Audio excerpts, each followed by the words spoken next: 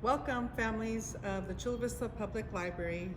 You're invited today to a fun program that we are doing. It's, for families, adults, and teens, but we're going to talk a little bit about the significance of the Day of the Dead altars and how you can incorporate an altar into your festivities for this year for Dia de los Muertos. So I'm Miss Darlene, and I'm going to be your host. And I just want to share with you these ideas of how you can put something like this together with your family. So let's go back to a little bit of the history of when Dia de los Muertos had started. It started back with the Mexican tribes, and what they believed was that of the circle of life, that death wasn't an end, but it was a circle to a new beginning. And that kind of evolved and was incorporated with the Catholic religion.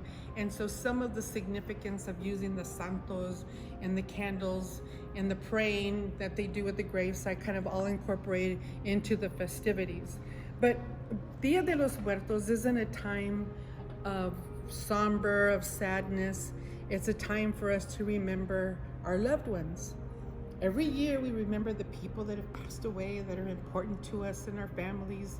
And this is how we remember them, through this celebration. And this is a fun way for your family to remember those ones that have passed away. And as you look at the different symbols of the Dia de los Muertos, the skulls, you don't think of it as being something that's, scary, and you think of calaveras, but that is the way that you think about bringing, that represents like our families and their souls. And then we think of the papel picado that we put around when we're doing our celebration. And the bright colors of the papel picado, they allow for the souls to travel through the visit, and the delicate nature of the paper is symbolic of the fragility of life. And then we talk about also the pan de muerto. A lot of our bakeries, I don't want to give shout outs, but our Carnival and our Northgate already have their pan de muerto out, and let me tell you, it smells scrumptious. But it's a way for us to, have our souls come to us, and the smells of the bread and the fresh bread is just a treat for those souls. And then part of the flowers, the marigolds. The marigolds are also, when you do your altar, you bring in the marigolds, the bright orange flowers. So these flowers also, the aromas bring the dead to your celebration. And we have our candles that we have that are going to be lighting the way. And these are the lighting for each of the souls to symbolize each one of them. And that's just a way to invite them on the celebration of November the 2nd. Now the celebrations start on November the 1st. You put your altar out, and all the favorite things of those family members that have passed on.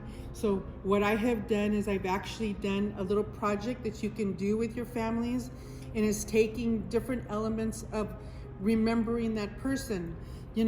This particular one, it reminds me of mi abuelita, remembering the late nights, staying up, playing Monopoly, drinking champurrado or Mexican chocolate, playing Monopoly till all hours of the night, and enjoying all the time that we had with her. Mis abuelitos, playing dominoes and the music, and going into their house and enjoying the festivities of just the family gatherings. And you're taking, those elements that remind us of our grandparents, and is remembering them con cariño, with love, and just taking that and not making it a sad time, but remembering those people that were important to us when they were alive, and then having them always stay with us after they have already passed on. So this is our way of remembering our families that have passed on through Dia de los Muertos. And I hope I brought you a little bit of my family to your home, and some great ideas where maybe you can incorporate them with your kids, so that way they can celebrate also the life of those souls that have passed on. thank you for joining us today at the virtual Chula Vista Public Library programs.